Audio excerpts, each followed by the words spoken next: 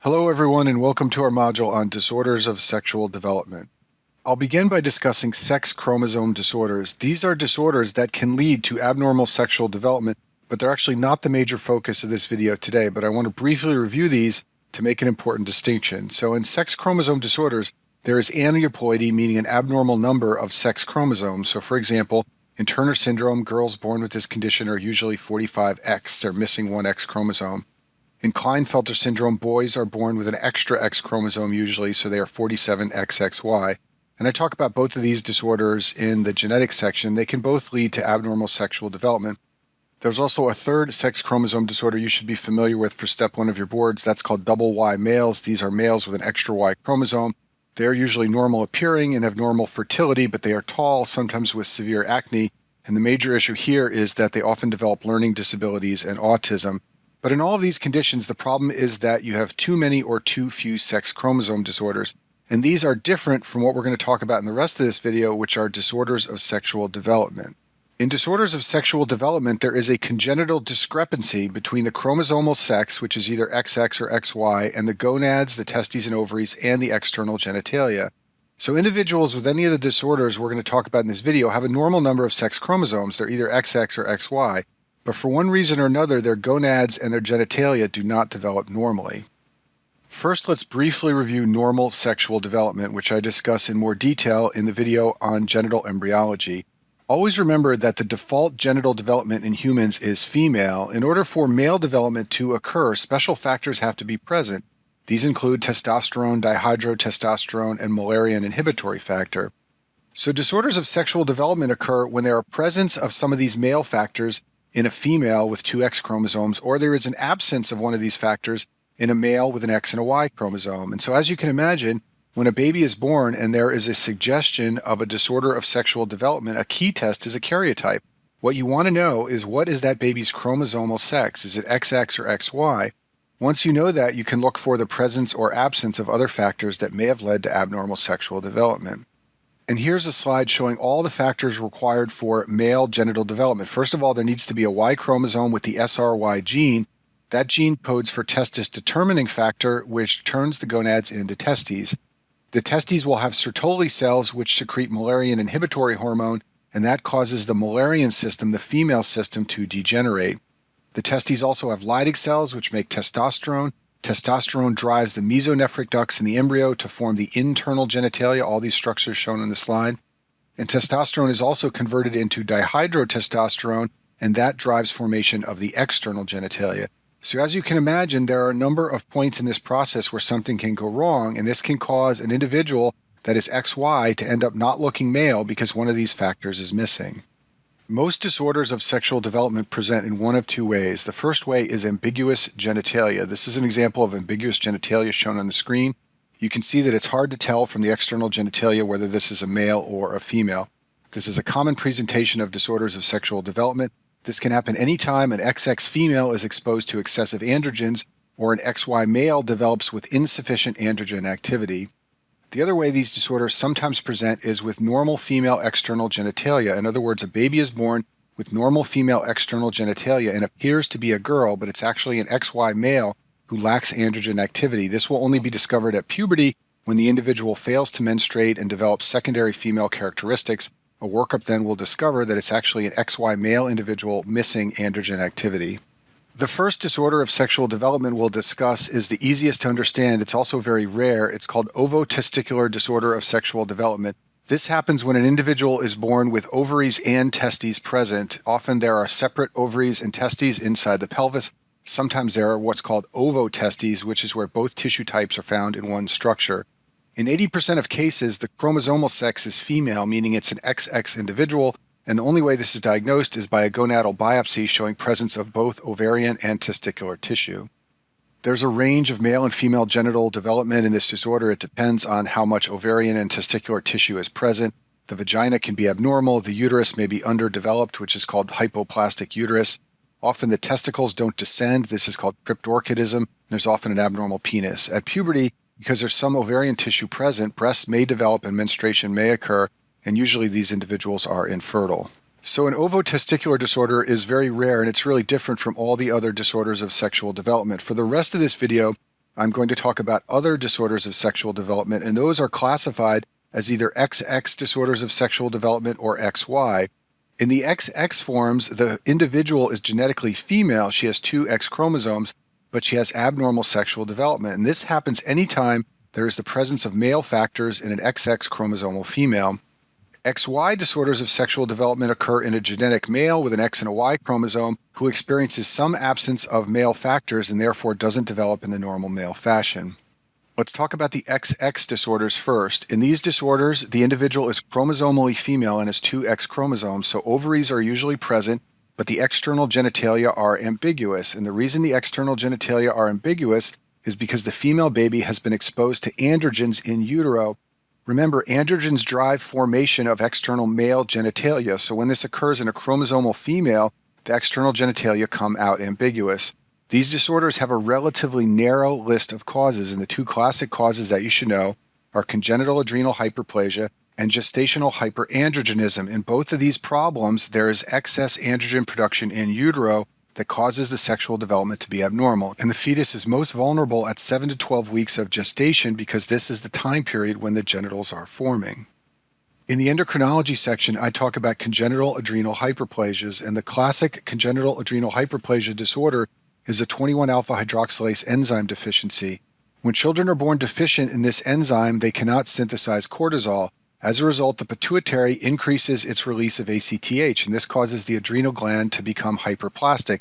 That's why it's called adrenal hyperplasia.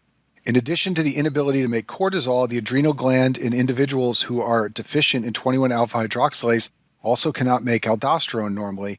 These babies can, however, make normal levels of androgen, so because cholesterol cannot be shunted to cortisol and aldosterone, it all gets shunted towards androgen production, and excess androgens are produced. And in a female baby with two X chromosomes, that will lead to a disorder of sexual development because the high levels of androgens coming from the adrenal gland should not normally be present in a female child.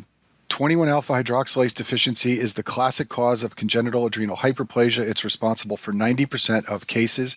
Depending on the severity of the enzyme deficit, there can be low cortisol symptoms, which often manifest as hypoglycemia. There can also be symptoms from low mineralocorticoid activity, meaning low aldosterone levels. This can lead to salt loss, which causes the child to be volume depleted. It can also lead to hyperkalemia. And then the androgen symptoms depend on the chromosomal sex of the child. So if it's a girl, that girl will have ambiguous genitalia because of all the excess androgens. If it's a boy, that boy will develop precocious puberty. The excess androgens aren't going to cause the boy to develop like a female. It will still look like a boy, but puberty will occur at a much earlier age because of all the androgens coming from the adrenal gland. Another cause of XX disorders of sexual development is gestational hyperandrogenism. In this problem, there is a maternal source of androgens when the mother is pregnant. What this means is that the baby may develop as a male if it's an XX female baby, but in addition, the mother will develop signs and symptoms of androgen excess. So typically during pregnancy, the mother develops hirsutism and virilization. This means she may have facial hair growth, her voice may deepen, and she may develop acne. This is all from high androgen levels during pregnancy. In addition, if she happens to have a female fetus in her belly, this will lead to virilization of the female fetus. So what can cause this during pregnancy? Well, there are rare gestational masses. The most common is an ovarian mass called a luteoma. It can secrete testosterone and dihydrotestosterone to cause this problem. In addition, sometimes for various reasons, mothers need to take progestins or androgens when they are pregnant. For example, some women are given progestins for threatened abortion, and progestins have some androgen activity, and that can cause this problem as well. Another way that high levels of androgens can develop during pregnancy is if the placenta lacks the enzyme aromatase. This is rare, but sometimes the placenta does not have activity of this enzyme. Normally, the placenta synthesizes estradiol and estrogen from testosterone and androgen. This requires the enzyme aromatase, so if aromatase is deficient, then androgens will build up in excess. Shown at the bottom is the pathway by which the placenta synthesizes estradiol and estrogen. So androstenedione is converted to testosterone, and then aromatase converts testosterone into estradiol. So if the placenta lacks aromatase, then the levels of testosterone and androstenedione will build up. These can cross the placenta and enter the maternal circulation. This means that if the baby is XX, the baby will become virilized and develop male features such as ambiguous genitalia. But in addition, the mother will develop virilization like we talked about before, She may develop facial hair and acne, and her voice may change. Now let's talk about the XY disorders of sexual development. In these disorders, the individual is chromosomally male because they have an X and a Y chromosome, so testes are usually present, although not always. We'll talk about that in a minute. The external genitalia may be ambiguous or may be female. Remember, when there's a disruption in any of those many factors necessary for male development, the baby may be born appearing to be female. And in general, these disorders happen anytime a male baby, meaning a baby with an X and Y chromosome, is underexposed to androgens in utero. There are many potential causes of XY disorders, many more than the XX disorders. These disorders are more complicated because male development is so much more complicated. But the three causes that you should definitely know for step one are gonadal dysgenesis, a 5-alpha reductase deficiency, and androgen insensitivity. In addition, there are some other causes. There are rare forms of congenital adrenal hyperplasia, where male babies cannot make androgens, and there are rare defects in testosterone synthesis, but we'll focus on these three causes in the next few slides. Swyer syndrome is also called XY gonadal dysgenesis. This is when an XY chromosomal male is born, but the gonads do not develop. That's why it's called dysgenesis. This will be a female baby with XY chromosomes and no ovaries. Remember, the gonads do not develop, so there are no testes or ovaries, but chromosomally, the individual is a male with an X and a Y chromosome. Instead of gonads, what these babies have are called streak gonads. The gonadal tissue is mostly fibrous tissue, and there is a risk of malignancy developing in the streak gonads, so they are often removed surgically. Babies with Swyer syndrome have female external genitalia. In addition, the Müllerian ducts remain intact and develop into the uterus, cervix, and upper vagina. This is because there are no Sertoli cells in the testes present to release Müllerian inhibitory hormone. So even though the baby has an X and a Y chromosome and is chromosomally male, the external genitalia are female and the internal genitalia of a female are also present. At puberty, however, there will be no menstruation and no development of puberty. That's because there are no functioning ovaries to produce an increase in estrogen. And for this reason, estrogen supplements are often given, and these children are raised as females, even though they have an X and a Y chromosome. Moving on, let's talk about a 5-alpha reductase deficiency. 5-alpha reductase deficiency is an autosomal recessive disorder, so affected children must have two parents who are carriers of the abnormal gene, and this will result in a child that is 46XY chromosomally male who is able to make testosterone but not dihydrotestosterone. Recall that 5-alpha reductase makes dihydrotestosterone from testosterone. And if we go back to our map of male development, dihydrotestosterone is required for external genitalia development in the male. So in a baby that cannot make dihydrotestosterone, the external genitalia will not develop as male and will appear to be female. However, the internal genitalia, which only require testosterone, will be male, and the testes will also form, which means Sertoli cells will release Müllerian inhibitory hormone, and that will lead to degeneration of the Müllerian structures, so there will be no uterus, cervix, or upper vagina present. So I've summarized these points on this slide. A 5-alpha reductase deficiency occurs in a chromosomal male with an X and a Y chromosome.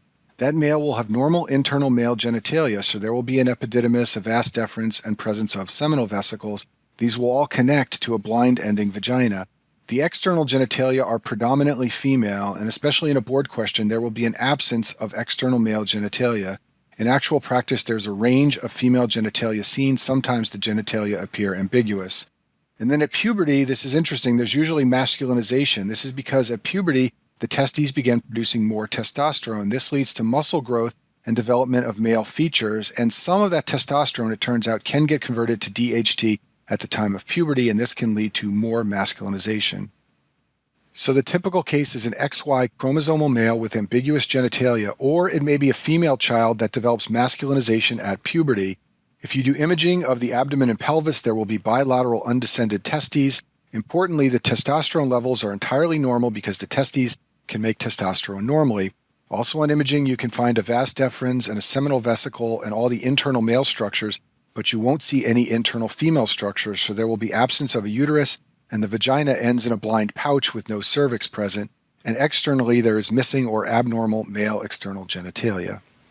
Next, let's talk about the complete androgen insensitivity syndrome, which is a mutation of the androgen receptor that occurs in chromosomal males with an X and a Y chromosome, so that in this disorder, these male children, even though they have an X and a Y chromosome, cannot respond to androgens. If we go back to this slide, the important androgens for male development are testosterone and dihydrotestosterone. So if the androgen receptor doesn't work, then testosterone cannot exert its effects on the mesonephric duct. so the internal male genitalia will not develop. In addition, dihydrotestosterone cannot exert its effects, so the external genitalia of the male will not develop, and the baby will appear to be female. Remember, female is the default development.